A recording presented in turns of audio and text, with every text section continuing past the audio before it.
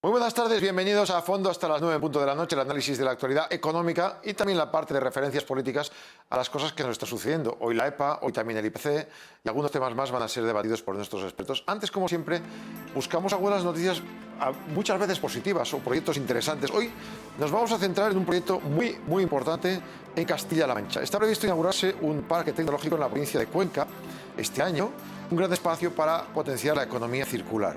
Nos había hablado de ello nuestro tertuliano José Luis Muñoz, es el CEO de Lysis Capital. José Luis, muy buenas tardes. Hola, muy buenas tardes. Nos habías contado mucho y nos habías hablado muy bien también de nuestro invitado, vicepresidente de la Junta de Comunidades de Castilla-La Mancha, don José Luis Martínez Guijarro. Buenas tardes. Hola, buenas tardes. Tiene usted un embajador en la tertulia de oro, que lo sepa. Bueno, José Luis es muy benévolo. Llevamos mucho tiempo hablando de muchas cosas. Es buen amigo. Este parque tecnológico en Los Palancares, en Cuenca, ¿cómo surgió esta idea de la economía circular en este parque? Bueno, pues llevamos mucho tiempo dándole vueltas al sector forestal en Castilla-La Mancha, porque tenemos mucha superficie forestal y veíamos la oportunidad de sacar un mayor aprovechamiento a todos los residuos forestales que se generan durante las campañas de prevención de incendios forestales y otras gestiones de carácter forestal que se hacen. Y aquí, bueno, pues hemos visto que hay muchas alternativas. El Ayuntamiento de la ciudad de Cuenca tiene una fábrica de maderas para la fabricación de listones, de bancos y cosas así. Genera muchos residuos y veíamos la posibilidad de generar sinergias a partir de la fábrica de maderas. Empezamos por ahí y hemos terminado con un parque tecnológico de algo más de 500.000 metros cuadrados y un centro de investigación, un centro tecnológico asociado para ir desarrollando nuevos productos, nuevas técnicas. En fin, un proyecto en el que tenemos puestas muchas esperanzas para la provincia de Cuenca. O sea, hablamos de I+D, hablamos de tecnología, de aprovechamiento de recursos forestales, de biorefinería. Es un proyecto ideal, por ejemplo, para recibir los fondos de la Unión Europea que mañana se presentan, ¿no? Bueno, tan es así que nosotros lo hemos incluido en el plan de recuperación de Castilla-La Mancha, que estamos hablando con el Gobierno de España, lo hemos incluido como un proyecto específico, como uno de los proyectos que entendemos que tienen claro encaje en el programa Next Generation, de una manera clara, porque estamos hablando de transición verde, estamos hablando de digitalización, con un centro de investigación, de empresas punteras en todo lo relacionado con el tema forestal, pero también de una manera más amplia con el sector de la economía circular, porque finalmente bueno, pues es un parque relacionado con la economía circular y encaja directamente, vamos, tan es así que nosotros lo tenemos puesto en nuestro programa de recuperación. Señor vicepresidente, ¿cuántas cifras o qué cifras se pueden manejar en cuanto a empleo, beneficios para la sociedad, negocio en la zona? Bueno, pues yo creo que estamos hablando de varios centenares de puestos de trabajo directos en el parque, es decir, de las empresas que se puedan ubicar allí cuando tengamos todas las parcelas de esos 500.000 metros cuadrados que tenemos disponibles, pero lo que es más importante es la generación de empleo en el propio monte, en los tratamientos del monte para generar la materia prima a suministrar a estas plantas, a esta biorefinería o a otros productos que se pueden de los que se pueden sacar a partir del residuo forestal. Y ese trabajo en el monte es un trabajo muy intensivo en mano de obra y por lo tanto es además lo que necesitamos en estas zonas que están tan afectadas por la despoblación. Sectores que sean intensivos en mano de obra y que por lo tanto permitan que la gente pueda vivir en los pueblos de la gestión forestal. Ese es el objetivo, pero tenemos que tirar de la gestión tradicional del sector forestal con nuevos productos, aplicando nuevas tecnologías y para eso es importante pues, hacer una apuesta clara por la investigación y por la innovación en este campo. Desde luego es apasionante, no solo por el tema ecológico y empresarial, sino por evitar la despoblación y por el trabajo mano a mano, codo a codo con la empresa privada. En eso quería preguntar yo ahora a José Luis Muñoz. Las sinergias entre empresa pública y privada, tú eres muy experto en ello, es algo importantísimo y más para relanzarnos de cara al futuro, ¿no, señor Muñoz? Claro que es importante, ¿no? El tener una relación directa con la administración pública y poder desarrollar proyectos de gran magnitud, yo creo que es muy importante. Si no, ahí está todo lo que hemos podido ver, todas las infraestructuras que se han podido desarrollar en los últimos años, que son importantes, ¿no? para el país. Y en este caso concreto, lo que está comentando el vicepresidente, evidentemente es algo muy tradicional en el tiempo que se quedó un poco ahí obsoleto y ahora que se retoma, que es lo que está en plena vanguardia, ¿no? Y que evidentemente la administración pública, el sector público en este caso, tiene muchísimo que decir, muchísimo que apoyar, muchísimo que desarrollar conjuntamente con el sector privado. Yo creo que puede ser, es de hecho ya en estos momentos algo muy importante. Señor Martínez Guijarro, ¿hay algún otro lugar de Europa o del mundo que se pueda comparar un poquito a la idea que han tenido ustedes en Castilla-La Mancha? Bueno, yo creo que en los países nórdicos nos llevan mucha distancia en la gestión forestal. Hay plantas que en Finlandia que plantas biorefinerías directamente que se suministran de los residuos que produce allí la gestión forestal. Es verdad allí que hay otro tipo de gestión forestal que es distinta a la de aquí, que es más intensiva. Aquí estamos hablando de bosque mediterráneo y por lo tanto la gestión forestal es bastante diferente, pero desde el punto de vista de la apuesta por los nuevos productos, por la aplicación de nuevas técnicas para sacar esos nuevos productos que den valor añadido a la gestión forestal, en los países nórdicos hay algunos ejemplos. Y una última, junto a la fábrica se ha declarado una zona, proyecto de singular interés que va a beneficiar a la región.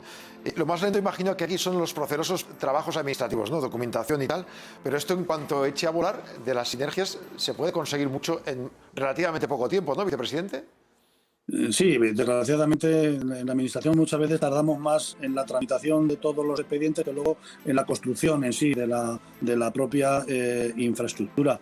La próxima semana el presidente de la Diputación de Cuenca, que es la institución que impulsa directamente el parque, muy de la mano del gobierno regional, junto con nuestro presidente, con Eliano García Paje, van a hacer ya una primera presentación del parque. Tenemos que hacer la tramitación urbanística, la aprobación de ese proyecto de singular interés y a partir de ahí, bueno, pues ya facilitar la implantación de las empresas en cuanto quieran. La Diputación puede poner ya suelo a su disposición. Y yo creo que, como decís antes, las sinergias entre lo público y lo privado, yo creo que en este caso van a ser muy importantes, porque en Castilla-La Mancha, en la provincia de Cuenca en concreto, los montes en su inmensa mayoría son de titularidad pública, con una legislación que es un poco encorsetada, pero tenemos que buscar fórmulas de colaboración entre la gestión de los montes públicos y la iniciativa privada para devolver esa rentabilidad a los montes que permitan una nueva gestión forestal, porque es un patrimonio que tenemos ahí, un patrimonio natural que tiene los valores ambientales, pero que tenemos que ser capaces de que genere actividad económica y empleo, que es lo que necesitan estas zonas para poder estabilizar la población y en la medida de lo posible incluso poder recuperarla. Me parece una gran idea porque se está trabajando en todos los aspectos que lo tenéis controlado. Permítame que ahora por línea interna me decía un amigo periodista, compañero de la tertulia, que quería saludarle porque le conoce también de su época en Castilla-La Mancha. Paco Ejido, buenas tardes, compañero. Hola, buenas tardes. Aquí tienes al señor vicepresidente. Quería saludar al vicepresidente, al que no sé si se acordará, pero conocí ya hace unos cuantos años cuando yo estaba en Toledo, dirigiendo los informativos de la televisión de allí. Y siempre me ha parecido una persona muy cabal, muy sensata. Y la verdad es que esta iniciativa de la que estabais hablando, yo creo que así lo demuestra. Es muy importante. Hablamos mucho de que tenemos que remar todos en la misma dirección, que tenemos que empujar para salir de esto juntos. Estas iniciativas públicas y privadas que van de la mano para intentar desarrollar proyectos como este, que como bien decía el vicepresidente, el campo durante muchos años ha habido mucha gente que ha venido de los montes. Luego parece que se olvidó y que ahí no había futuro, y yo creo que es muy importante volver a mirar ahí, porque desde luego ahí hay futuro. Pues sí, señor Martínez Guijarro, ya ve que están muchos compañeros pendientes de proyectos como este que seguro que van a dar que hablar. Le agradezco que nos haya atendido y que vaya todo muy bien durante este año, lo iremos siguiendo si le parece. Estaremos en la inauguración, como no. Jaume, Muy bien. Jaume, ¿me permites? No sé, alguien creo que sí, quería José Luis hablar. Muñoz quería saludar, quería decir algo más. Dime, Muñoz. Sí, bueno, aparte de habernos saludado ya, si me permites, Jaume, yo quería hacerle tres preguntas en una sola. Venga. Y es, ¿qué supone para Castilla-La Mancha este proyecto? ¿En qué situación se encuentra ahora mismo el proyecto? ¿Y qué organismos institucionales europeos están interviniendo en el mismo? Bueno, pues en estos momentos estamos para culminar todo lo que es la tramitación urbanística para como decía antes, la Diputación en muy poquito tiempo pueda poner las parcelas a disposición de las empresas para que puedan empezar a ubicar allí sus instalaciones. Y tenemos ya relación con las instituciones europeas. En concreto estamos con un proyecto muy interesante que yo creo que va a ser una punta de lanza de cara a futuro de la gestión forestal, que es un proyecto con el Banco Europeo de Inversiones, con un socio privado, para poner en marcha un programa de captura de carbono.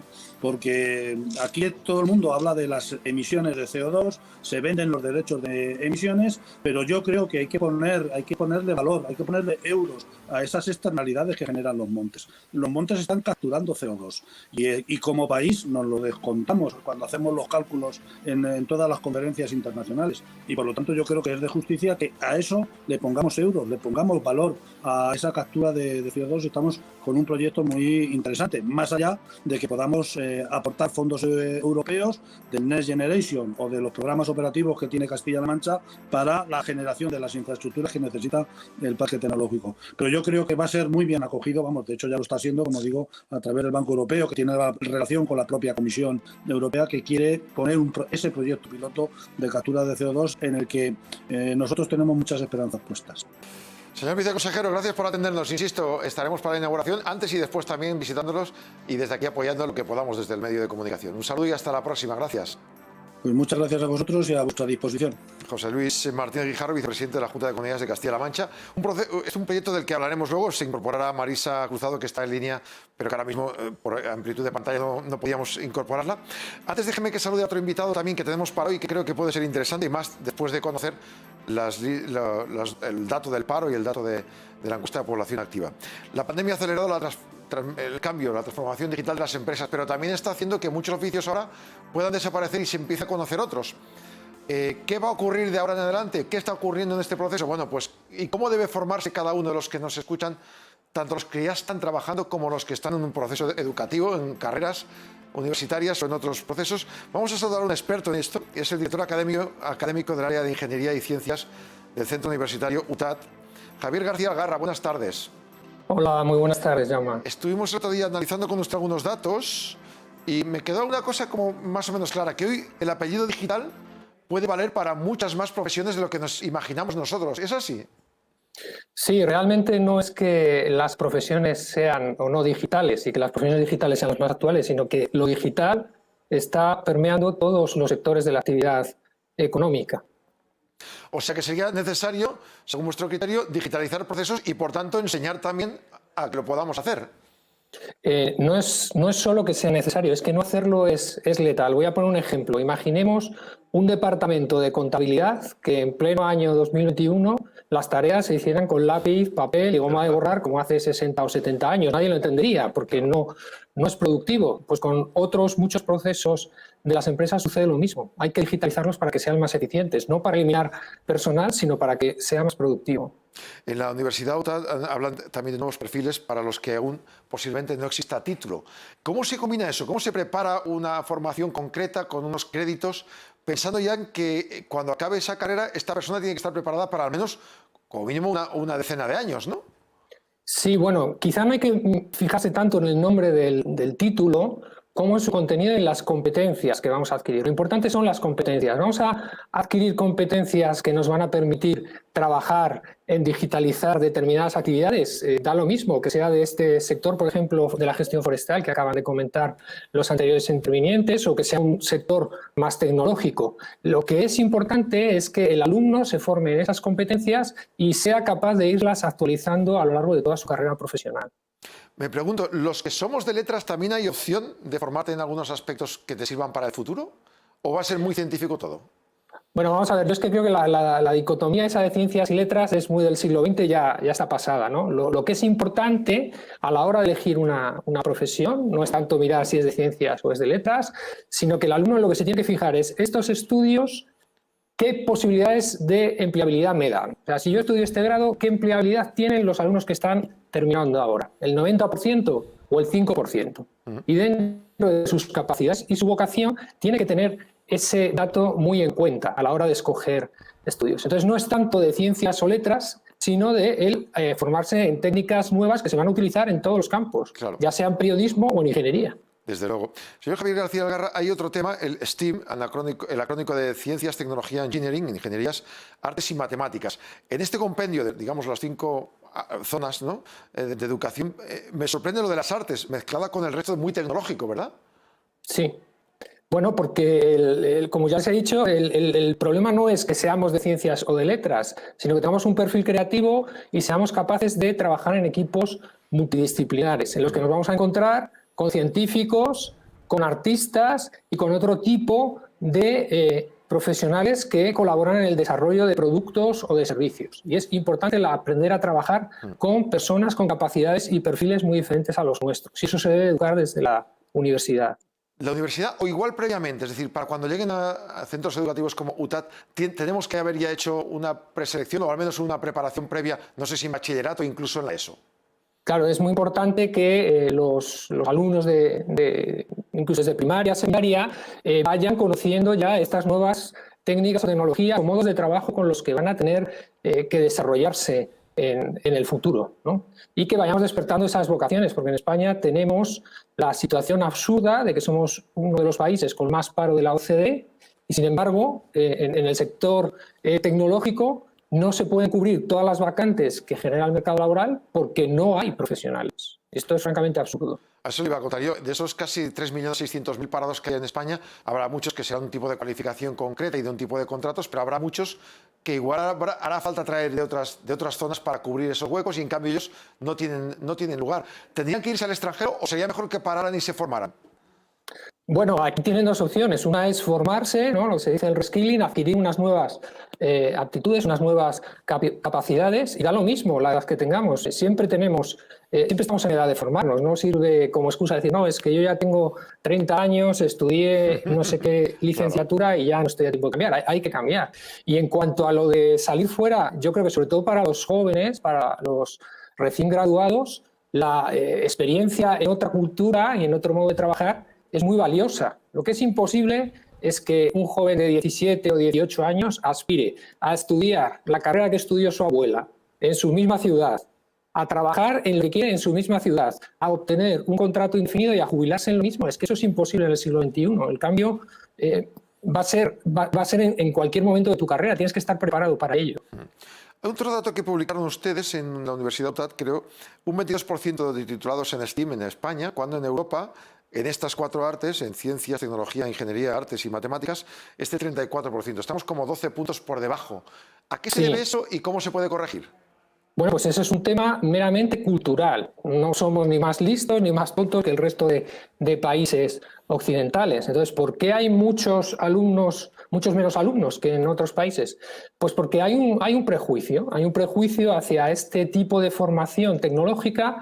Primero porque se ve como muy difícil o muy árida, a lo cual contribuyó bastante una forma de docencia, una metodología muy antigua que se seguía hace 20 o 30 años, pero eso ha cambiado. Ahora mismo la manera de enseñar tecnología no tiene nada que ver con la que se realizaba cuando yo estudié. Y luego también hay una especie como de prejuicio incluso intelectual hacia que estudiar una carrera tecnológica es una formación muy técnica, sin contenido humanístico, ¿no?, como si fuera intelectualmente inferior, lo cual es también, pues como yo digo, francamente absurdo, ¿no?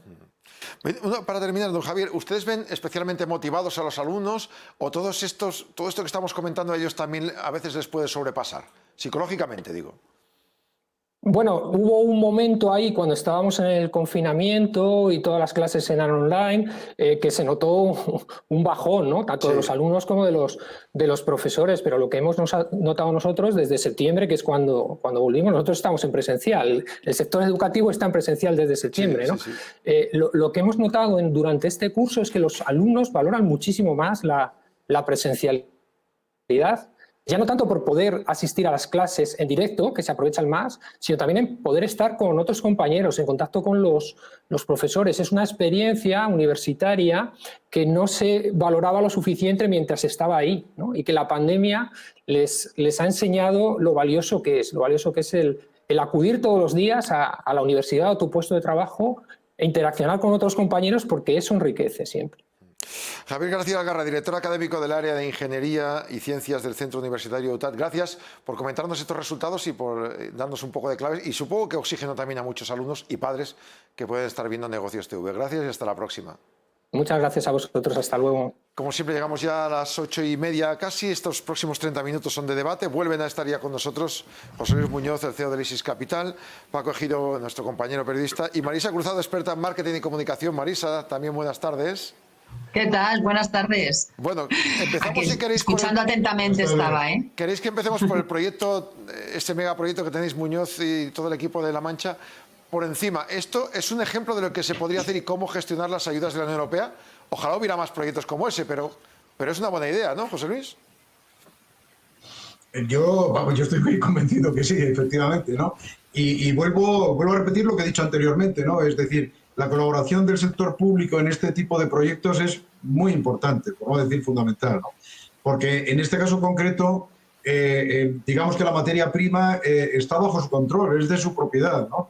Y entonces la colaboración no solo con la cesión de estos terrenos, sino la participación directa es muy importante, ¿no? En este caso yo sí que quería destacar lo que ha dicho el vicepresidente anteriormente. Este es un proyecto en algunos aspectos piloto, donde muchas otras administraciones se pueden fijar y otros, no administraciones, sino del sector privado, también se pueden fijar para desarrollar este tipo de actividades, ¿no?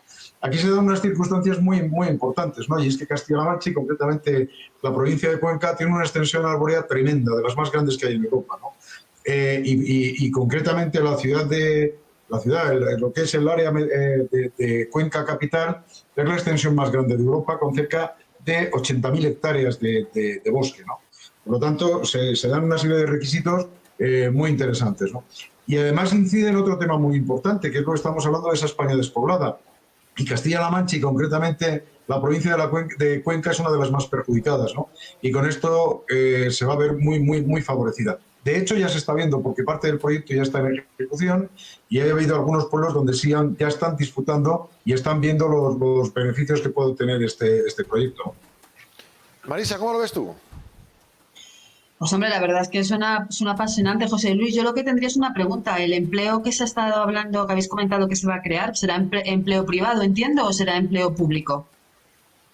Privado. Será empleo privado. Lo que pasa es que en algunos casos, Marisa, en algunos es privado, pero y en algunos casos van a intervenir la administración con los medios que tiene y las sociedades que tiene que se dedican al control de estas grandes extensiones de bosque, también van a participar. Por lo tanto, o sea, tú sabes que este tipo de sociedades ya tienen unas grandes plantillas, ¿no? Para el control de los bosques, el incendio, etcétera, etcétera. Bueno, pues con este proyecto incluso se podría ampliar, porque parte de ellos participarán también ahí.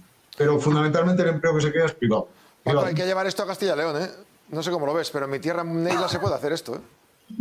Se puede y se debe. Fíjate que estaba pensando antes, según hablabais del proyecto, que de las pocas cosas buenas que ha tenido la pandemia ha sido esa revitalización del mundo rural, del campo. Es decir, la gente ha querido salir de la ciudad y, a ser posible, gracias también, entre otras cosas, al teletrabajo, pues instalarse en sitios donde las condiciones de vida son un poco más favorables y un poco más saludables. Ahora falta la otra pata, que es que, aparte de que esto lo ha, de alguna manera, beneficiado, lo ha impulsado, el teletrabajo, también falta la otra pata que digo, que es la de que la gente pueda tener un proyecto de vida y un proyecto laboral en estas zonas más rurales. Entonces, iniciativas como esta yo creo que son muy importantes. Hace no mucho hablábamos con preocupación de la España vaciada.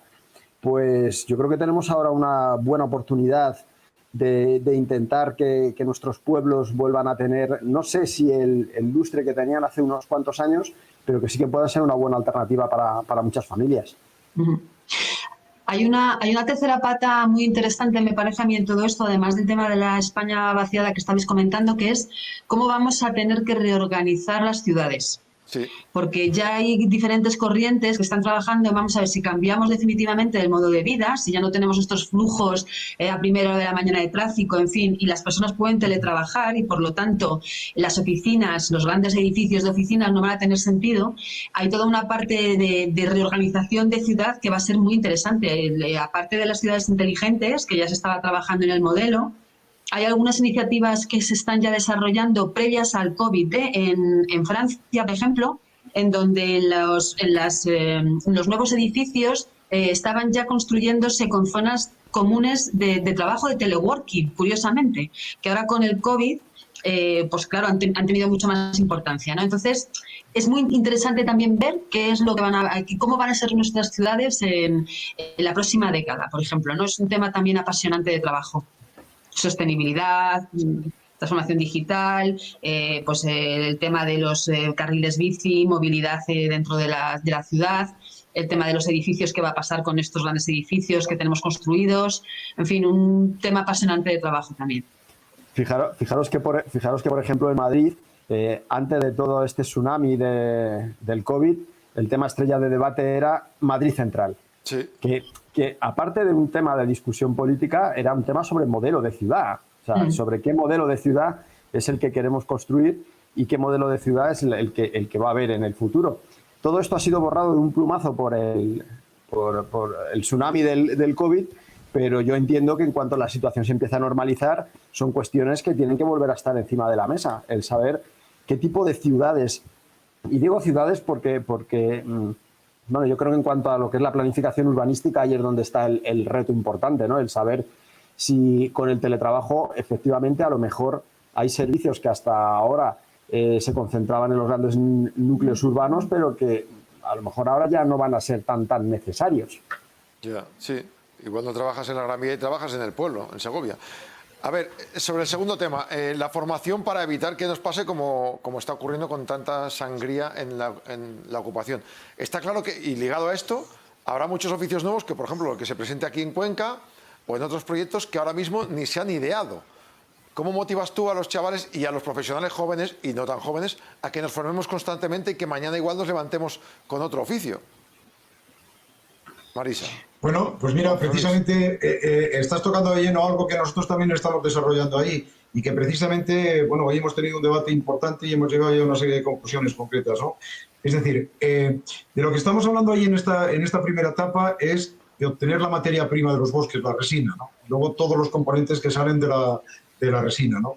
¿Qué es lo que ha sucedido? En una etapa, hace ya bastantes años, bueno, hubo una industria interesante que desarrollaba todo este tema, pero después de la Guerra Civil Española, esto se fue abandonando, la gente, como estábamos viendo, uno de los problemas que existen hoy en día de lo que estamos hablando de la España vaciada, deja el medio rural y se va a las ciudades, y esto repercute directamente en este sector, ¿no? Y por lo tanto, al abandonarse ese tema, se desconocen las técnicas, se desconoce el trabajo como tal, no se le reconoce como tal, es algo verdaderamente esporádico y desde hace unos años para acá empieza a tener cierta importancia, pero no hay nada regulado, no hay nada establecido, en fin, está todo en el aire, ¿no? Y la experiencia que nosotros estamos teniendo en la explotación de este tipo nos hemos dado cuenta que lo que se necesita es alcanzar un nivel de profesionalización que al individuo lo lleve a tener una profesión digna de la que pueda vivir dignamente, valga la redundancia, ¿no? Y para eso lo primero que ya hemos establecido es la creación de una serie de puestos, de formación, la creación de una formación muy específica que va de abajo arriba y que la intención que tenemos llegar es llevarlo al nivel universitario con la creación de una cátedra específica y especialista en este tema, ¿no? Aquí vuelve a intervenir otra vez el sector público, es decir, es muy importante el apoyo, la ayuda y el desarrollo de todos estos temas del sector público, porque tiene muchas ayudas para ello, para poder desarrollar este asunto. Y ni mucho menos si llegamos a esos niveles que pretendemos de universitarios, ¿no? Pero ahí está, es decir, es fundamental para todo este tipo de nuevos trabajos tener una formación específica que permita desarrollar un trabajo en condiciones normales, digno y del que se pueda vivir, lógicamente. Sí, claro.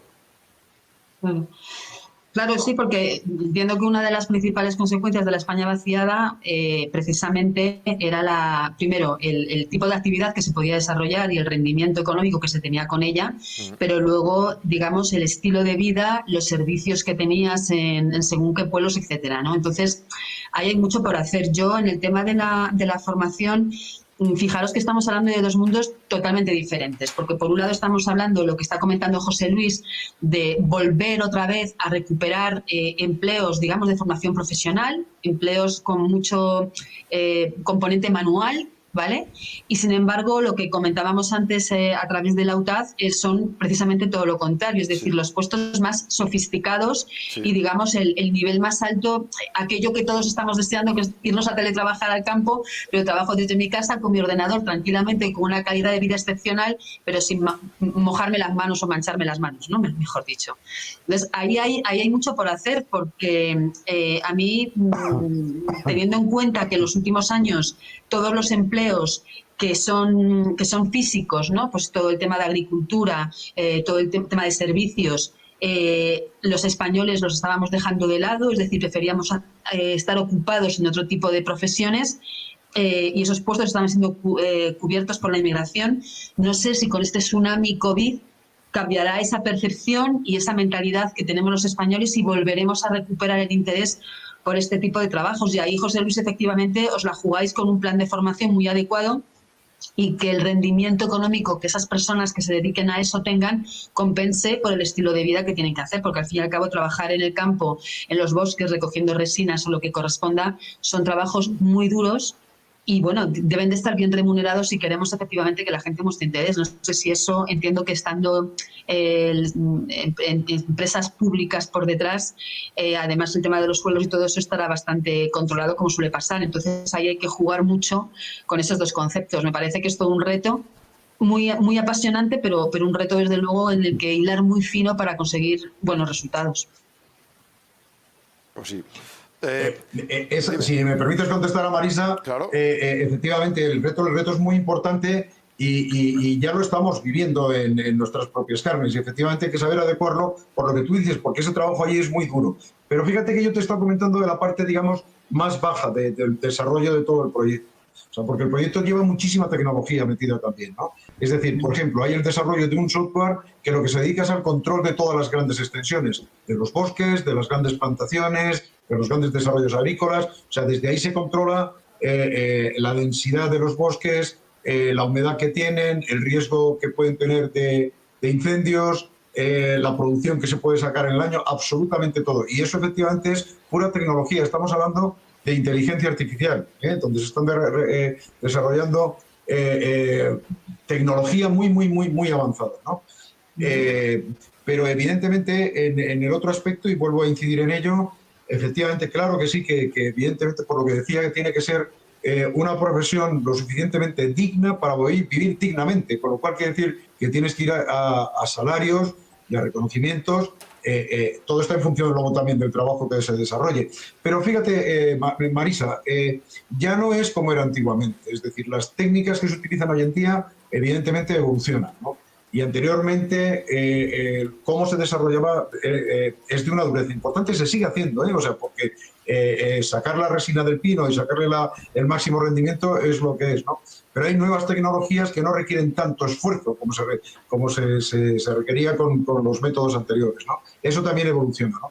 Pero evidentemente sí que te digo que ese nivel que queremos alcanzar de profesionalización tiene que llevar unas remuneraciones adecuadas a los esfuerzos y trabajos que se realizan.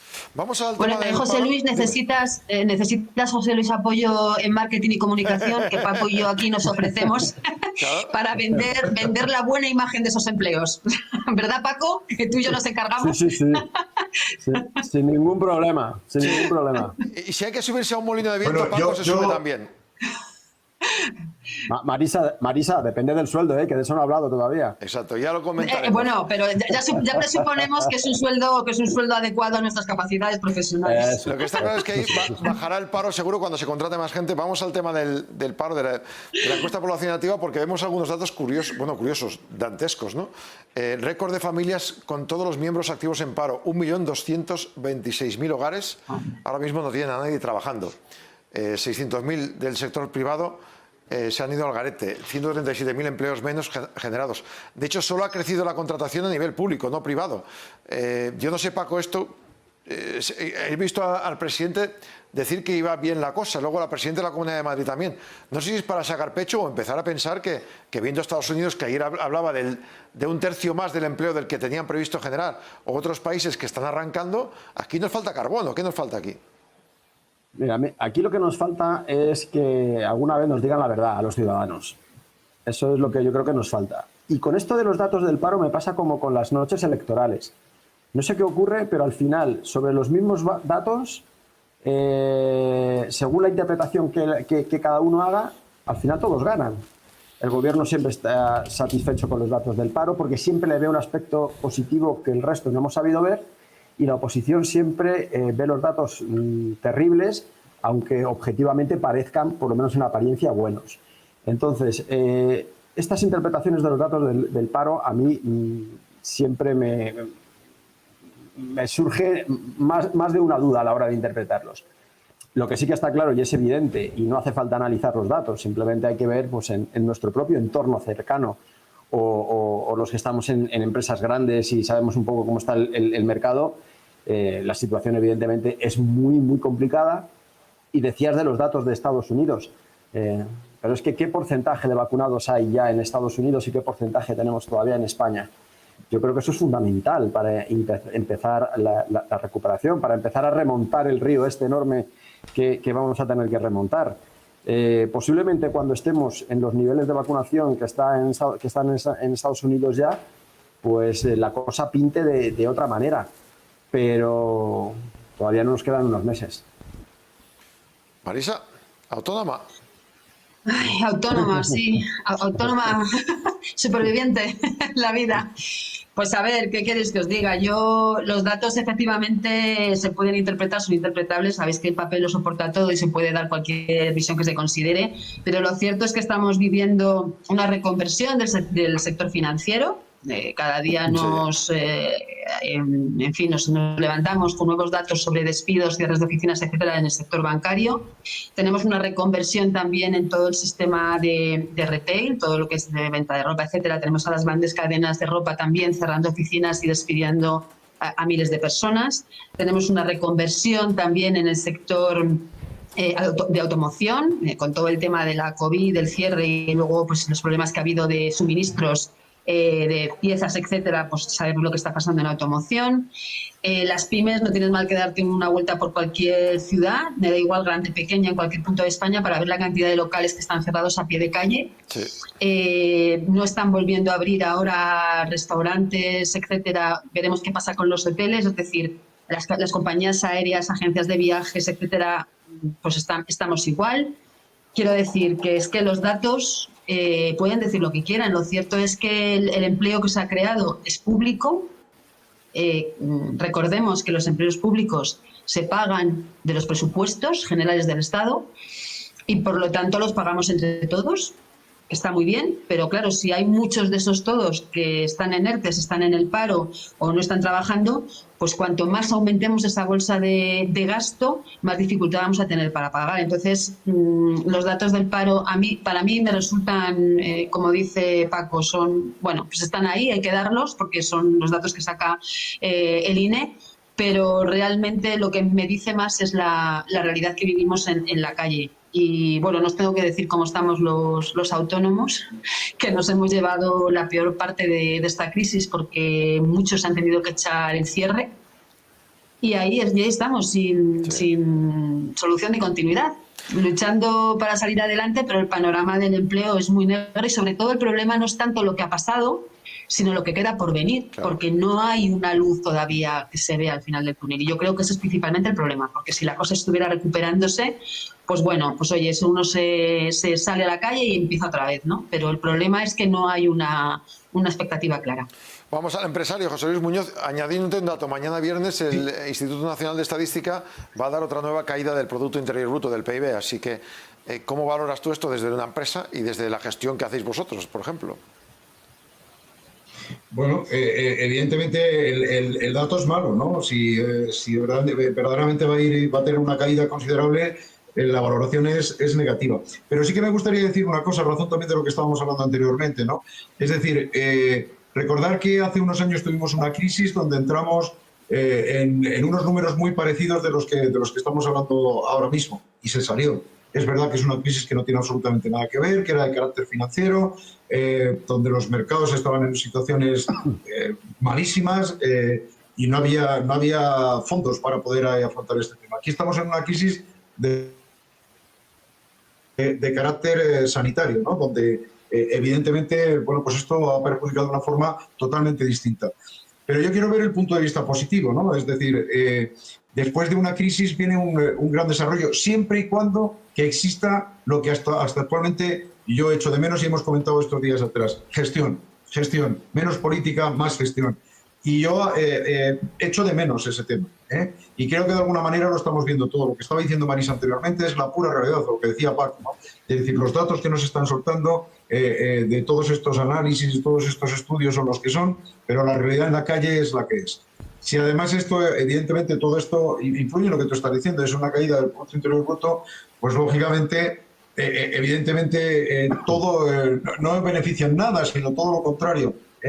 Esto retrae absolutamente todo, pero evidentemente habrá que poner los medios necesarios siempre y cuando que exista esa gestión, que vengan esas ayudas a través de la propia gestión positiva y de las ayudas que puedan llegar directamente para poder salir de este atolladero en el que estamos metidos en estos momentos.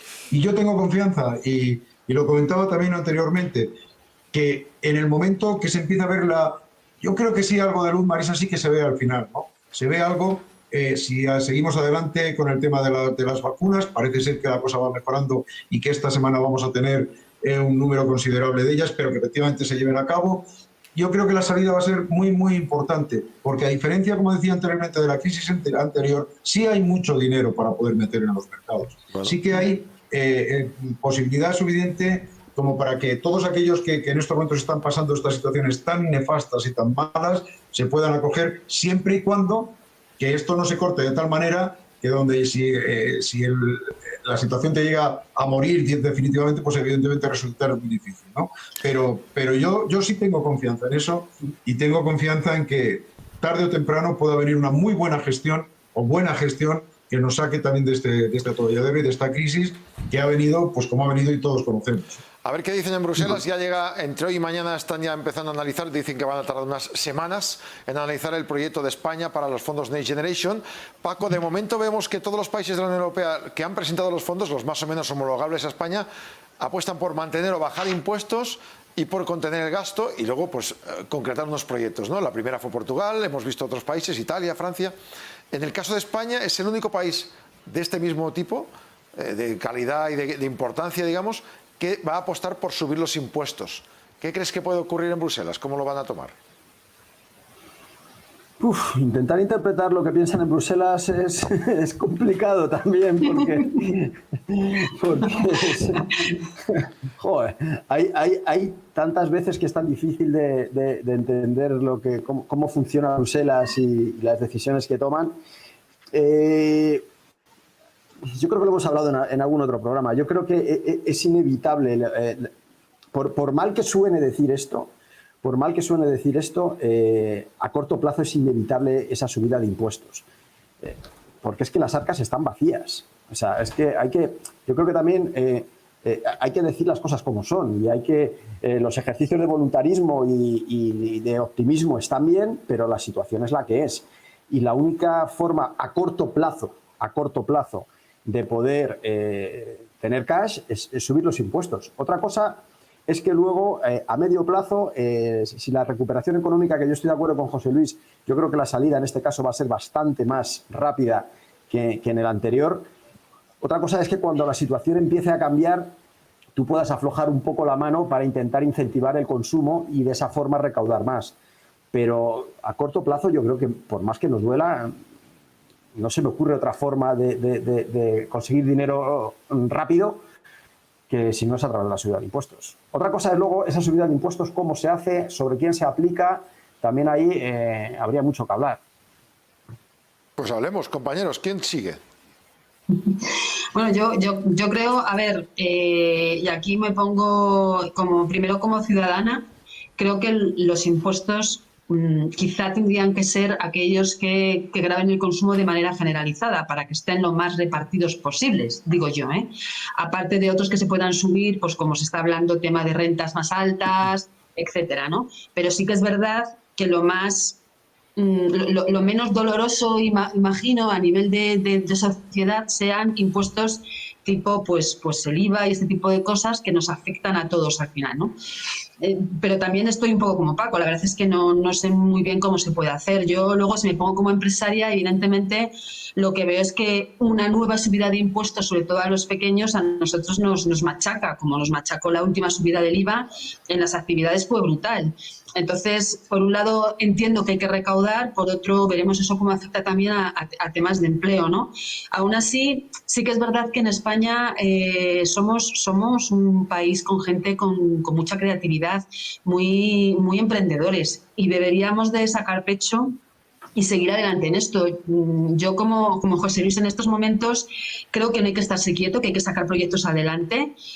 No sé si a través de fondos europeos o de los Next Generation o de cualquier otra manera, incluso buscando financiación privada aquí en España, pero creo que lo importante es no quedarse parado. Y es una oportunidad el moverse, porque sí que es verdad que en según qué sectores, y cuando hablas con pequeños emprendedores, han encontrado ese pequeño nicho de mercado en el que trabajar y de repente están creciendo muchísimo en desarrollo, ¿no? Entonces, sí que es verdad que tenemos una fuente de creatividad y de empresarios que deben de estar ahí y que son los que deben apoyarnos a que seamos creativos y que saquemos nuevos proyectos adelante. Yo lo de la luz del túnel, José Luis, será con la venia de la mutación esta india, está llegando del COVID y que todavía no sabemos si va a funcionar con la vacuna o no, ¿no? Por eso creo que en este momento tan de incertidumbre, ¿vale? En este entorno VUCA que tanto se hablaba antes de la pandemia y que ahora nos ha aplastado como una maza, lo que tenemos que hacer es ser muy ágiles.